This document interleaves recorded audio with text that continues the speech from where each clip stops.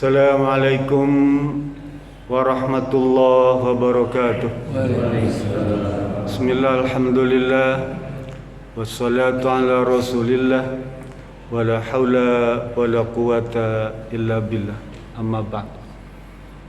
Hadirin jamaah zuhur yang dirahmati Allah subhanahu wa ta'ala, siang ini saya akan mengutip satu hadis dari Sahih Bukhari yang diriwayatkan oleh Siti Aisyah ketika ayahnya Abu Bakar Siddiq menjelang beberapa saat meninggal dunia.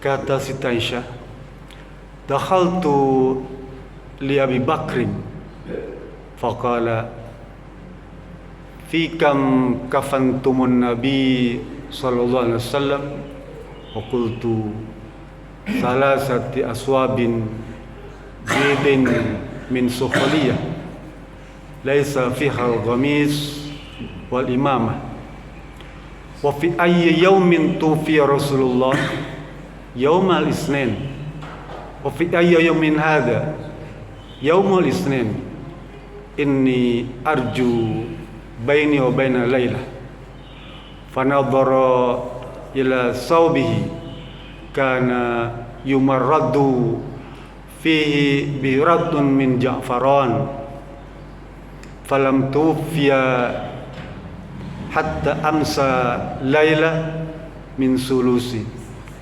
sulasa wa dufina qabla subhi.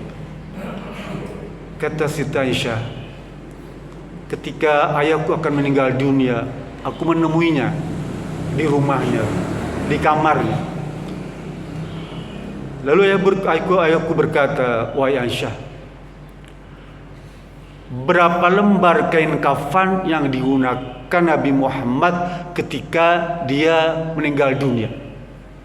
Ketika wafat tuh, Abu Bakar Siddiq tanya kepada anaknya, berapa lembar kain kafan yang digunakan ketika suamimu wafat? Kata Siti Aisyah, 3 lapis kain kafan yang berwarna putih yang terbaik dan terbuat dari kain tenunan Yaman yang terbaik pada waktu itu. Tenunan Yaman yang digunakan oleh Rasulullah SAW. Lalu Abu Bakar Siddiq tanya lagi, hari apa Nabi Muhammad itu dimakamkan? Kata Aisyah, hari Senin. Lalu hari ini hari apa ya Aisyah? Hari Senin. Kalau begitu aku berharap dari detik ini sampai sebelum malam aku wafat. Itu keinginan Abu Bakar Siddiq, ingin agar dia wafat itu sama dengan kewafatan Rasulullah SAW pada hari Senin. Dia berharap dari siang ini sampai sebelum maghrib aku sudah wafat. Lalu Bakar Siddiq memandang bajunya tuh, pakaiannya tuh. Manadharil ghamis. Kemudian dia bilang, ini baju ya, tolong kau cuci. Agsilu sawbihada wazid sawbaini ya. Fakafinuni biha fiha. Ya Aisyah, tolong cuci kain gamis yang aku pakai ini ya. Lalu kamu tambahkan 2 kain lagi untuk melapisi gamis ini sebagai kain kafan kalau aku nanti meninggal dunia. Kata Aisyah, wahai ayahku, kain yang kamu gunakan itu udah lapuk dan penuh ja'faron, minyak wangi, Pak. Orang sakit tuh maafkan cenderung badannya bau ya. Sehingga tiap hari dikocokin minyak ja'faron tuh ya bajunya itu, sehingga berwarnanya coklat penuh minyak ja'faron tuh. Kata Aisyah, baju itu sudah tidak bisa dipakai lagi, nanti kau akan belikan yang terbaik gitu ya. Kemudian kata Abu Bakar Siddiq, yang bagus itu hanya untuk orang yang hidup. Kalau orang mati cukup pakaian yang tua-tua saja, karena nanti akan dipenuhi dengan nanah di kuburan itu. Tapi tetap ya, Aisyah ingin mengganti yang baru, Abu Bakar Siddiq pengen yang lama. Ya. Kemudian kata Siti Aisyah, falam tufiya hatta amsa lailata min sulasa. Tapi Allah takdirkan, Pak, Abu Bakar Siddiq ini tidak wafat sebelum maghrib, tapi beberapa detik setelah maghrib. Mananya, Pak? Mananya dia meninggal wafat bukan hari Senin. Paham ya? Kan kalau kalender Islam kan penanggalannya setiap maghrib tuh ya. Abu Bakar Siddiq pengen wafat sebelum maghrib. Dia pengen sekali itu. Tapi Allah takdirkan dia wafat setelah maghrib. Beberapa saat setelah maghrib itu wafat. Dan dimakamkan sebelum subuh. Dari hadis ini, Pak, kita bisa banyak mengambil pelajaran dan hukum. Yang pertama tentang kain kafan tuh, ya. Kain kafan tuh kalau memang kita ikut sunnah Nabi memang yang terbaik. Kalau kita ada boleh ya. Dan itulah harta yang bisa kita bawa sampai alam akhirat. Seberapa banyak pun harta yang kita miliki, segudang setumpuk, nggak ada yang dibawa satupun kecuali kain kafan yang kita bawa 3 lembar itu. Disunahkan bagi laki-laki menggunakan kain kafan berapa? 3 lembar. Bagi wanita berapa? 5 lembar. Apakah itu mau dipakai model rompi? Boleh.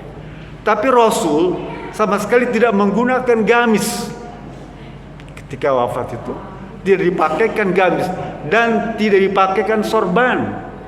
Apa imamah dia? Tidak. Jadi hanya 3 lembar kain saja dibungkus. Itu yang akan kita bawa nanti kelak di akhirat, Pak. Yang kedua, Abu Bakar Siddiq ingin sekali wafat seperti Rasulullah SAW.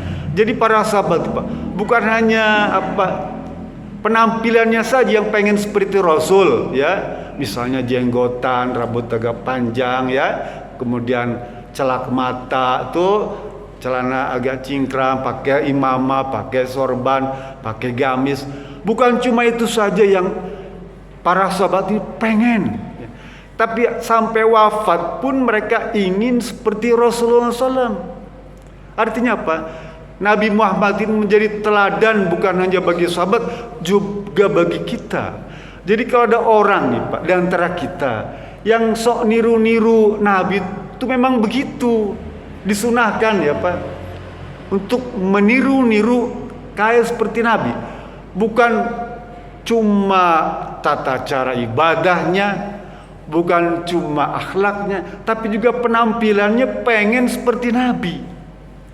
Jadi kalau ada orang pakai pakaian Nabi itu jangan diejek, Pak. Jangan disindir, ya, jangan nyinyir. Mereka sudah mampu mempraktekkan pakaian-pakaian seperti Nabi Muhammad. Dan itu disunahkan memang. Orang pakai gamis gak boleh diejek. Wah, kamu sok suci. Jangan. Ya. Itu tuntunan syariat. Kita dibolehkan meniru-niru kayak Nabi. Sorban, topi haji, sunnah. Ya. Pakaian gamis pakaian Nabi Muhammad sunnah. Pakai selendang tuh, sorban itu sunnah. Bahkan para sahabat saking gak punyanya selendang, Pak, pakai tali tuh. Kalau kita tali rafia mungkin diselendangkan, Pak. Saking pengen niru-niru Nabi tuh, Pak. Kita harus angkat topi pada teman-teman yang niru-niru Nabi tuh. Kita belum sanggup. Saya sendiri kadang-kadang nggak sanggup tuh ya. Pergi ke mall pakai sarung misalnya. Nggak sanggup saya gitu ya. Teman-teman udah sanggup, alhamdulillah. Kita angkat jempol gitu ya. Yang ketiga, diwafatkan setelah maghrib itu, maka dibolehkan dimakamkan sebelum fajar. Mananya, Pak? Di malam hari pun kita boleh dimakamkan tuh ya. Kalau fasilitasnya memungkinkan tuh boleh ya. Kalau di Arab Saudi, kalau Bapak pernah ke Madinah tuh ya, di Baqi itu, pemakaman Baqi itu sudah ada liang-liangnya, kotak-kotaknya. Jadi meninggal jam berapapun langsung bisa dimakamkan tanpa perlu menggali lagi, cuma angkat tutupnya. Kalau kita pakai tutup got itu, Pak, tutup got tuh ya, kotak dia. Pemakaman di sana begitu. Cuman dari beton, tutup got jangan diangkat, masukkan ke sana. Sudah kali 3 kali 1,5 ya ukurannya tuh. Tinggal masukkan saja, tutup lagi, timbun pasir, selesai. Kalau di kita kan enggak Pak, ya di kita mungkin agak sulit. Kecuali pemakaman semetri yang mewah. Mereka 24 jam siap dengan penerangan lampu yang gemerlap gitu ya. Pemukan-pemukan yang mewah yang harganya ratusan juta itu memang itu memungkinkan.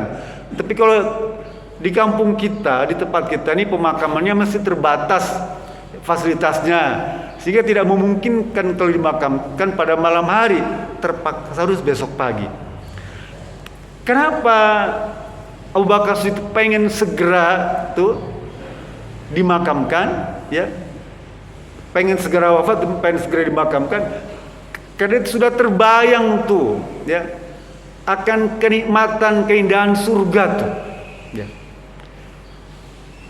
Dan kata Rasulullah SAW dalam Bukhari Muslim, dalam Bukhari itu Iza wudi'atil janazatu fahtamal harrijal ala a'naqihim fa in kanat sholihatun qalat qaddimuni wa in kanat min ghairi sholihatin ya wailaka fa aina yadhhabuna biha sama fasamnya sautaha likulli insan ila insan falau samiha insan la su'iqa. Hadis sahih Pak. Kata Rasulullah SAW, ketika jenazah tuh direbahkan di keranda tuh Pak, pasaran, ketika jenazah sudah dimandikan tuh, kemudian dikafankan dan disolatkan tuh di keranda tuh, akan dibawa ke makam tuh, Rasul bilang kalau orang baik dia akan berkata qaddimuni, cepetan suruh dimakamkan tuh, karena sudah terbayang bagaimana keindahan surga, keindahan pemandangan surga, kenikmatan udara surga, kesejukan surga sudah terbayang. Dia pengen cepat-cepat ke alam kubur tuh Pak. Padahal dalam kubur, baru dalam kubur dia sudah bisa mendapatkan kenikmatan surga tuh. Setiap pagi dan petang Allah bukakan pintu surga. Ada jendela di kuburan itu, sekalipun tempatnya kecil ada jendela di sana Pak, yang bisa memandang keindahan dan kenikmatan surga. Sehingga Abu Bakar itu pengen cepetan tuh. Sebaliknya orang-orang yang bukan soleh nih Pak, Rasul bilang, mereka bilang, ya wailaka, celaka kalian kepada orang yang menggotong jenazah nih Pak. Dia marah-marah tuh Pak. Celaka kalian ya, brengsek kalian, mau dibawa kemana saya nih? Tuh, brengsek kalian ya, tuh, ya wailaka, mau kemana kalian? Mau dibawa kemana saya ini? Itu bagi orang-orang yang kurang baik. Bahkan Rasul bilang ucapan kedua macam insan nih Pak ya, itu didengar oleh semua makhluk Pak. Orang yang baik tadi ngomong qaddimuni itu cepetan itu didengar oleh semua makhluk kecuali manusia. Orang yang marah pun, yang gak suka dibawa itu juga didengar. Yang maki-maki, yang gotong tuh Pak ya, yang gotong jenazah itu dimaki-maki sama jenazah itu. Brengsek kamu mau dibawa kemana? Itu didengar oleh semua makhluk yang ada di muka bumi ini kecuali manusia. Rasul bilang, walau sami'al insan la su'iqa. Kalau saja sekiranya manusia ini bisa dengar suara jenazah itu, pasti mereka akan sok kaget kabur Pak. Ya, lari semua tuh.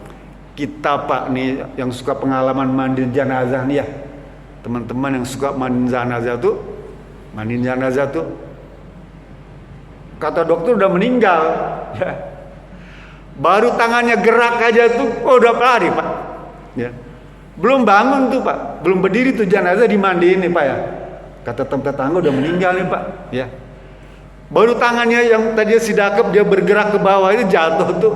Kita udah kaget, oh hidup lagi dia bilang nih, ya, hidup lagi. Apalagi berdiri, apalagi ngomong. Kan banyak kisah jenazah yang hidup lagi tuh. Itu orang yang mandiin kabur semua Pak.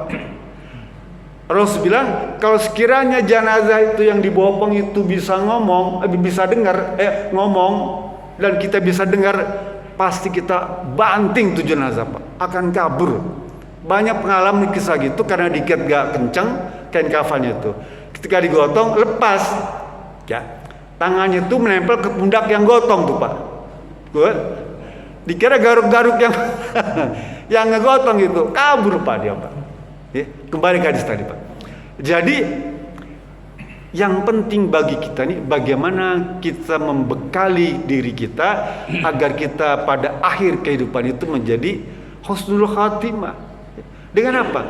Dengan cara mentaati Rasulullah SAW. Seperti tadi Abu Bakar Siddiq, bukan hanya pengen mengikuti sunnah hukumnya, itu tidak hanya itu saja, tata cara wudunya, tata cara sholatnya, ya, kemudian saumnya, zakatnya, silaturahminya, semua ucapannya itu, makan minumnya, tata cara itu. Tapi Abu Bakar Siddiq pengen wafatnya pun seperti cara wafat Rasulullah SAW. Kita mungkin tidak sampai sana, tapi setidaknya kita bisa menteladani. Laqad kana lakum fi Rasulillahi uswatun hasanah.